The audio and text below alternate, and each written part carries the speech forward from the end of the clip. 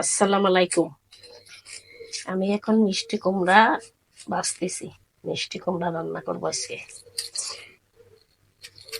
মিষ্টি কুমড়া মধ্যে আস্তে আস্তে ডিম দিয়ে দেবো।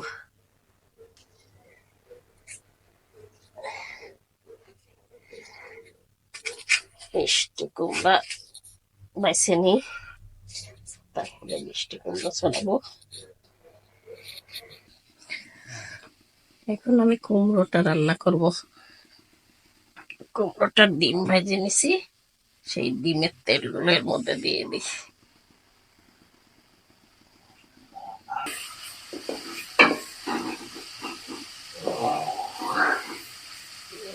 লাল হোক, পেঁয়াজটা একটু লাল হোক, তারপর মশলাগুলো দেব।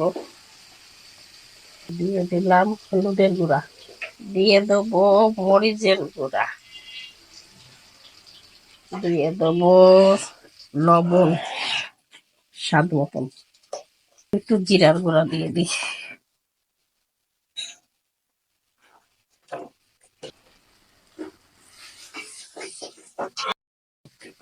এরপরে দিয়ে দেবো একটু আদা রসুন বাটা।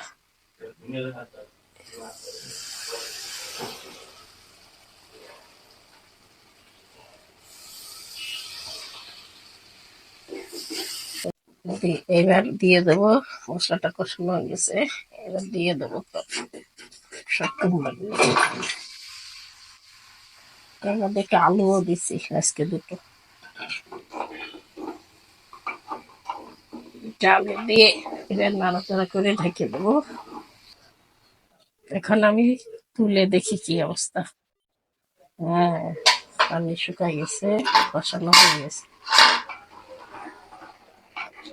এবার ঝোল দিয়ে দেবো। এই যে ঝোল দিয়ে দিলাম, ঝোল দিয়ে এবার ডিম দিয়ে দিব।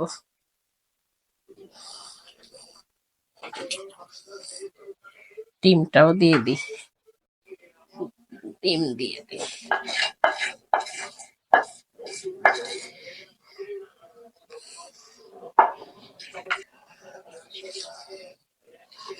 হয়ে গেল, এবার ঢাকা দিয়ে থাক, একটু পরে হয়ে যাবে। এবার দেখি তরকারিটা কি অবস্থা। এই যে হয়ে গেছে তরকারি, আমার তরকারিটা হয়ে গেছে। এরকম একটু ঝোল থাক, একটু ঝোল থাক, না থাকলে পরে তো শুকায় যাবে। হয়ে গেছে এখন তরকারিটা।